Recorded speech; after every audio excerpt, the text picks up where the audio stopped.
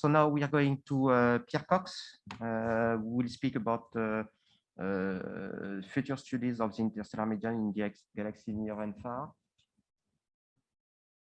So good morning, everybody, and thank you for having invited me to give this talk. It was not an easy talk to prepare, but it was really interesting, and I hope it doesn't overlap with the next talk of Carl. So I've been asked to present you the perspective on future 7mm studies in interstellar medium in galaxies near and far. So I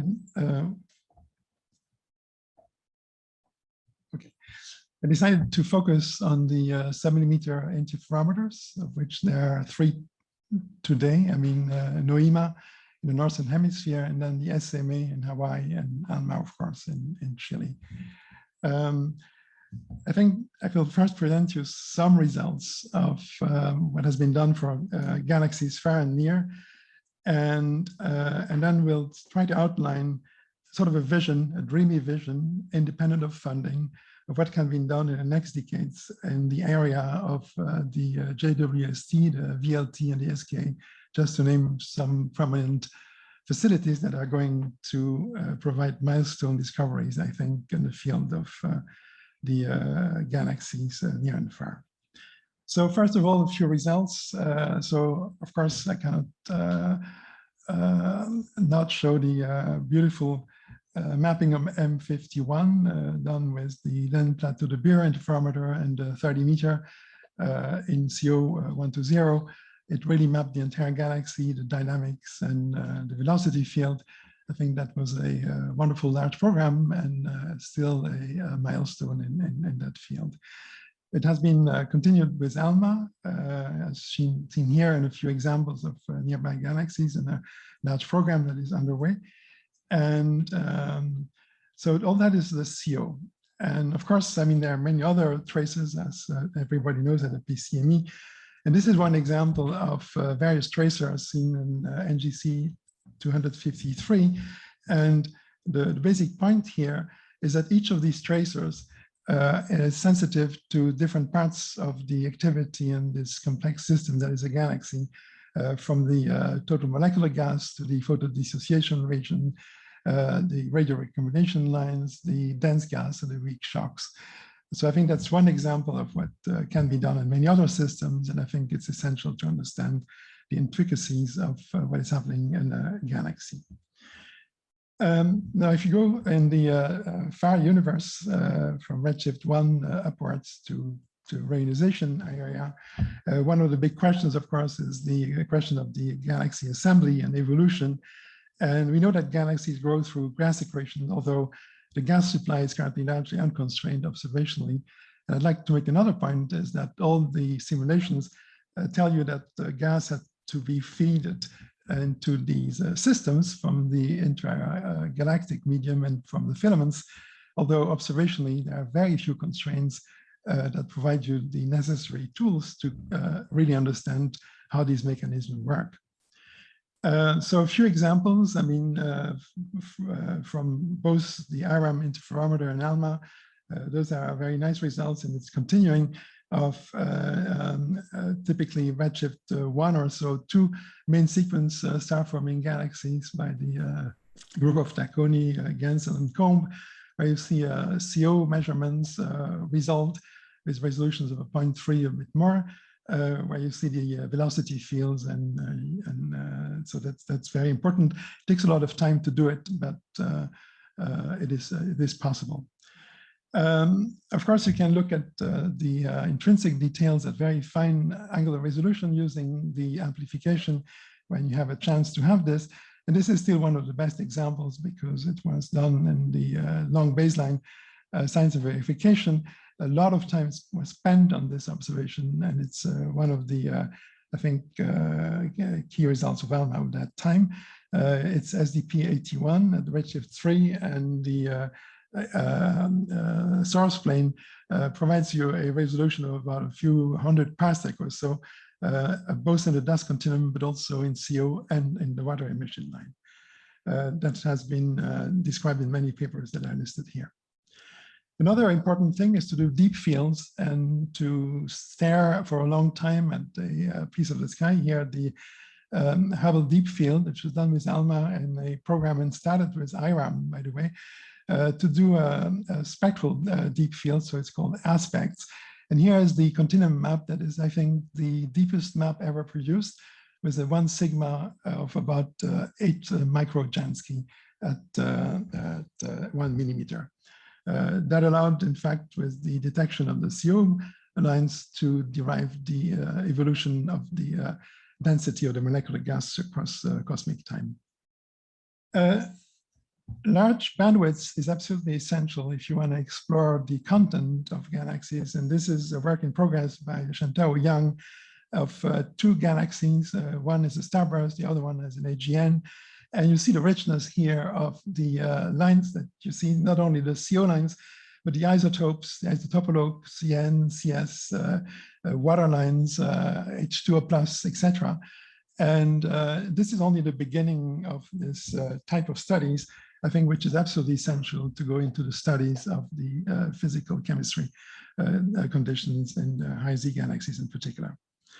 Of course, there are particular sources, very rare ones like protoclusters, where here's a beautiful example at redshift of 4.3, which was done by ALMA and was originally detected with APEX.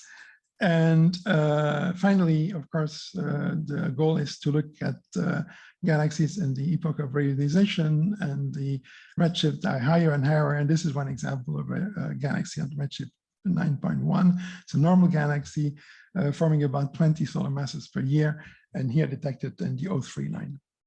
So the instruments that have been capable of doing all these beautiful results is, of course, first of all, ALMA, that started nearly exactly 10 years ago to the operations and gradually had all these antennas put in place. All the originally planned observational modes were put in place. It's nearly done. There's still 1 band and 2 bands, in fact, that are missing. And the beauty there is, of course, that you get into very high frequencies up to 1 terahertz. And of course, also very extended, many antennas. So you have sensitivity, angular resolution, and with coverage and frequency that is unique. It has been built to operate for more than 30 years.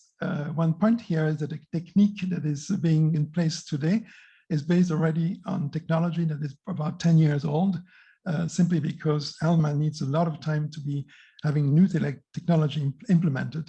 In other words, if you want to look into developments and possibilities in the next decades, you have to start today.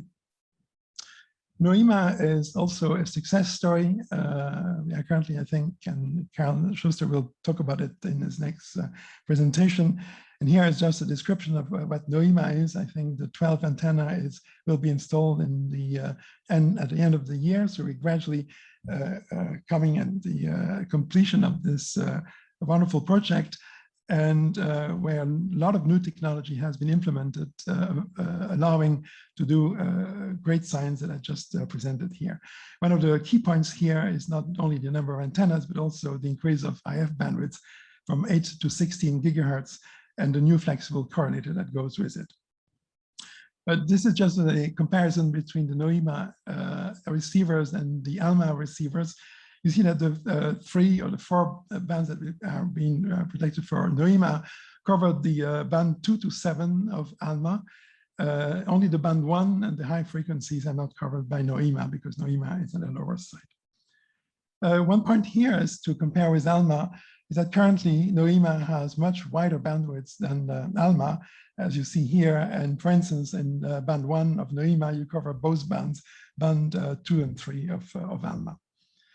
So the future of NOEMA is very bright, and I will leave Karl to discuss that. But basically, there's a lot of things that are going up. I mean, with increasing the bandwidth with full frequency coverage, dual band extension, the new band 4 with 2.16 gigahertz IF, the extension of the baselines, and perhaps, as we heard yesterday, perhaps also later on focal plane arrays. Let me now go to ALMA.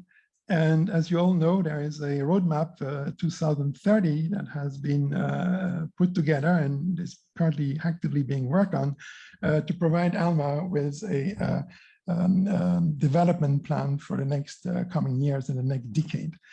Just a reminder concerning galaxies, the ALMA level science goal, which were defined in the early 2000s, one of them was the ability to detect spectral line emission from CO or C+ in a normal galaxy, like the Milky Way at a redshift of 3 in less than 24 hours. That goal has been reached. Here are two examples shown at redshifts bigger than 4 and 3, detections of CO and C+, and there are maps, and it has been done, I would say not routinely, but very frequently. So this goal has been achieved, and it's very clear that you have to think now today, 20 years later, to a next driving goal, science goal, and this has been done for the development roadmap. I provide here the 3 goals for origins of galaxies, chemical complexity, and origin of planets.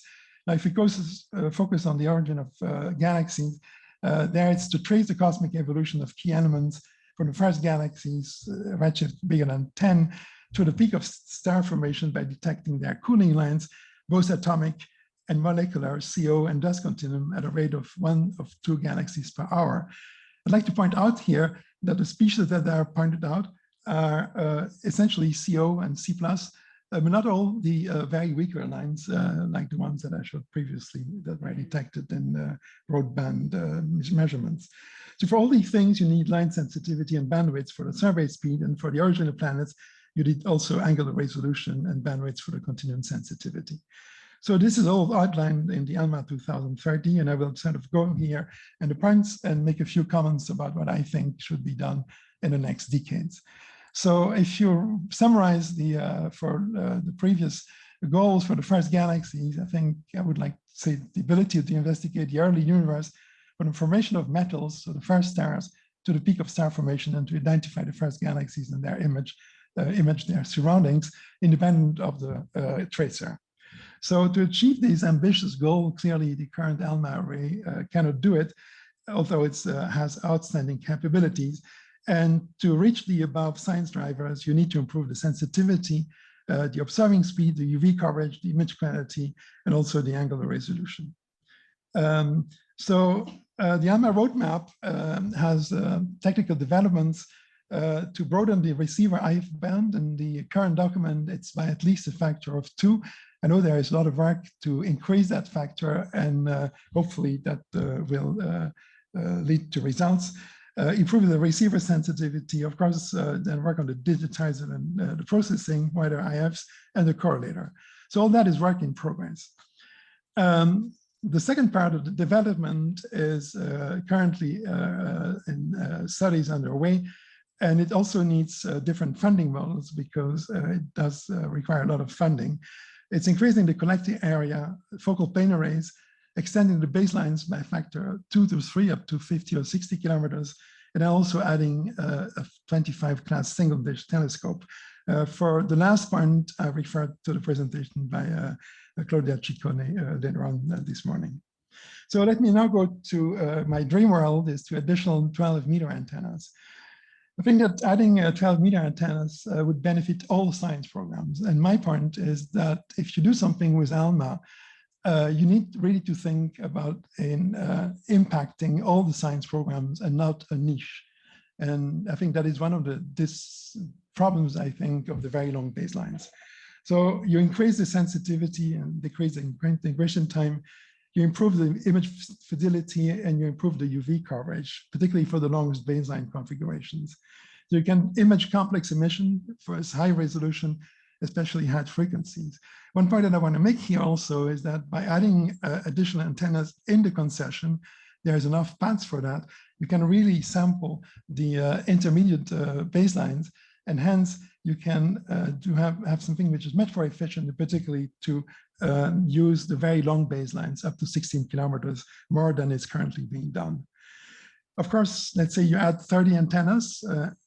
Jerome asked me to dream, so I do dream. And you improve by that the sensitivity by 60%, shorten the integration times by 150%, and hence the fidelity due to the 160% increase in the numbers of baselines. So the improvements will impact everything from spectral surveys of protoplanetary disks, But for high Z galaxies in particular, the blind spectral surveys would be done 5 to 10 times more quickly when combined with the 8 to 16 gigahertz IF bandwidths or more by our sideband and polarization. So in addition, it has multiple operation and imaging capabilities. It will cover a wider range of resolutions for the antenna configurations, so more programs can be accommodated within a given configuration. You can use and save time by efficiently using the best weather conditions. You have a better sensitivity, so have more calibrators closer to the source, so you have better phase calibration, which is crucial for the high frequencies, so it will also impact the use of the high frequency bands. So clearly the addition of 30 antennas to the current ALMA interferometer, which will result in an array of 96 antennas in total, combined with the upgrade of the receivers, will keep ALMA, I think, at the forefront as astronomical observations for the decades to come in the area of the GWST, the ELT, and the SK. So focal plane arrays, I will be quick here. Very clearly, it will impact a lot. I mean, it requires, we heard yesterday from the talk by Christophe, a lot of development and work. It is also quite expensive, but clearly for nearby galaxies, the wide field imaging will provide a global view on how the galaxy environment influences star formation. And we can map the regions up to 10 arcminutes to many square degrees. And for the cosmology surveys in the high Z galaxies, you can do wide field cosmological surveys, not only in the continuum, but also in the lines, and with fields covering up to 2 square degrees. So I think it really brings a significant increase in mapping speed, which is a clear opportunity to expand ALMA's science range. The very long baselines, I will be very quick here, 30 to 50 kilometers, that brings you outside of the concession, which causes problems with having to deal with renegotiating and building isolated antennas. So one point, the possibility is to do that within the concession. And as Neil Phillips, for instance, has proposed, is to put antennas far away in the concession, including along the road to the OSF, reaching baselines here of about something like 20 or 25 kilometers. Of course, I mean, it will have a huge impact on, like say, studies of protoplanetary disks are measuring smallest scales of dust and molecular emissions of toruses around AGNs.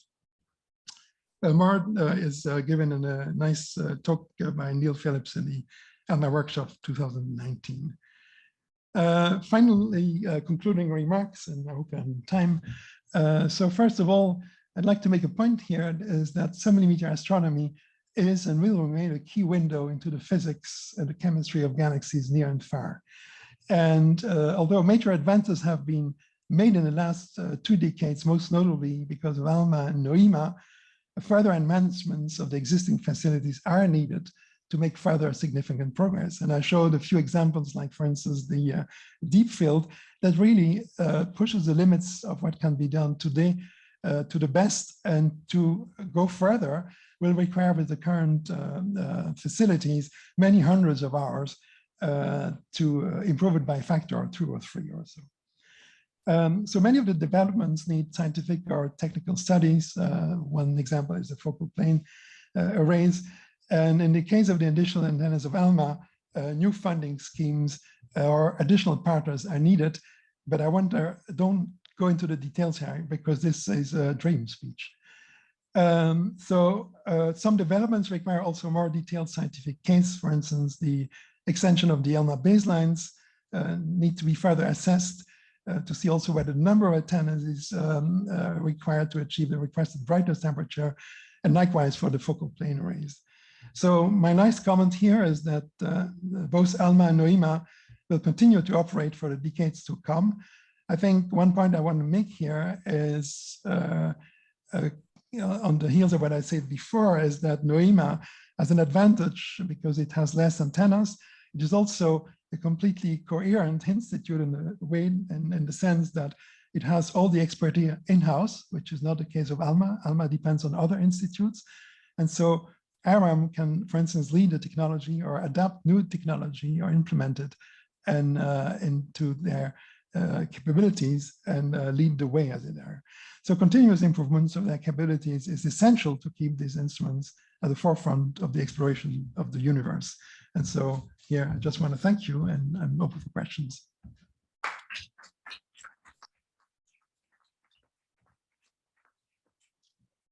Pierre, you have a couple of questions. So Laurent Pagani. Oui, bonjour Pierre, bonjour tout le monde.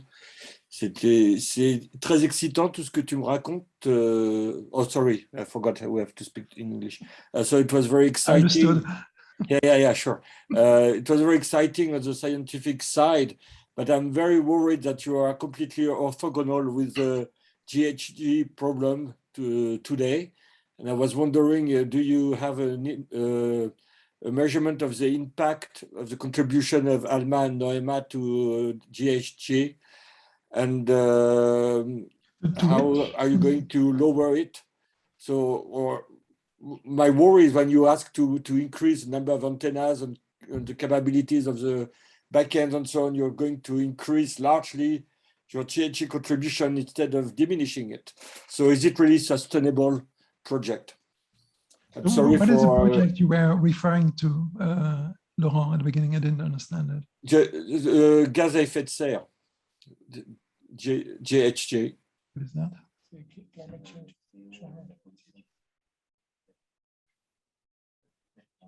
The greenhouse gases.